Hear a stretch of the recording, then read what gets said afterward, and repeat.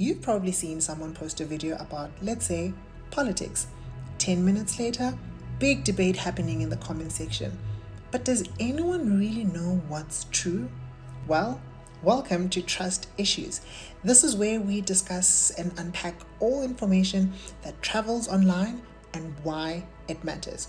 Today, we are looking at a conversation around undocumented migration, xenophobia, Afrophobia, and the abahambe slogan. Because in 2026, the biggest battle isn't about what people believe, but actually, it's about how those beliefs are shaped online. Stick around. To unpack some of this, I spoke to journalist and content creator Romantha Botha, whose work explores identity, media, and the way online conversations shape public opinion.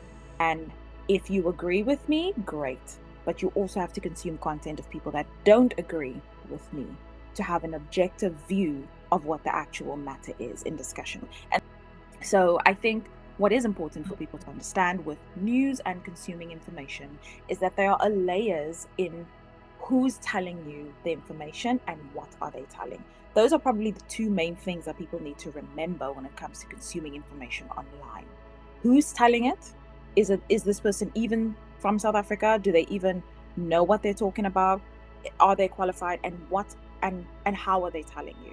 Is it filled with personal opinion or not? And the responsibility lies with the consumer as well, as now more than ever. With deep fakes, with AI information out there that just grabs stuff from the internet, you have to verify. Here's what's interesting. The conversation around 30 June didn't spread because everyone just sat down and read the same news article. It spread through clips, posts, captions, TikToks, WhatsApp forwards, and that's important because a slogan like abahambe doesn't exist on its own. It becomes attached to people's frustrations about unemployment, crime, service delivery, and insecurity. But it can also become attached to misinformation, stereotypes, and scapegoating.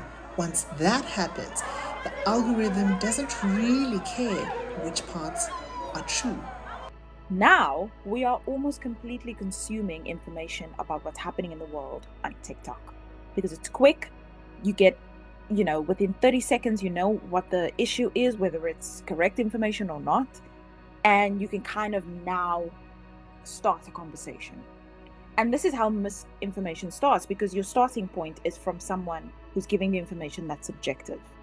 Someone with their own commentary, with their own personal opinion, no real concrete analysis based on fact. But here's the thing, let's be honest. People don't usually share misinformation because they want to mislead others. Well, at least often. They share it because they're scared. Fear changes how we process information. So I asked Dr. Nkululeko Sibiya from UNISA, why do emotions like fear, uncertainty, and anger make misinformation spread so quickly? Let's check him out. If there is uncertainty, there's fear, and people are unsure about their immediate futures, you find a situation where we easily, without thinking, right? We don't pause to think, hey, where is this thing coming from? Is it really authentic or whatever it is? The first instinct is that natural instinct of trying to come back to the equilibrium, if I may use that term, right? Where you do not feel uncertain, you are certain. So sometimes you find that we then send these the information or the misinformation right at that time. Maybe we do not have the information that says this is fake, but when we get the text or the information that comes into our hands and it triggers those emotions, we immediately think about those who are around us. We want to protect them. The point Dr. Sibiya raises is important. During moments like the migration debates, people don't only share facts. They're sharing fear, they're sharing frustration, they're also sharing what feels true. And when that information comes from someone we know, we often trust it long before we even verify it. Think about it. You find that you and I are more likely to trust information that comes from those whom we know, our kinfolk, right, than it is from strangers. But while the kinfolk is explainable in the sense that if my sister, my brother, my cousin, or whoever who's close to me and is a trusted person with other matters, it might be that interpersonal relations that we've had historically have resulted in a situation where I trust these people. When they send me information, I will generally firstly trust that information. I'm most likely to trust that information.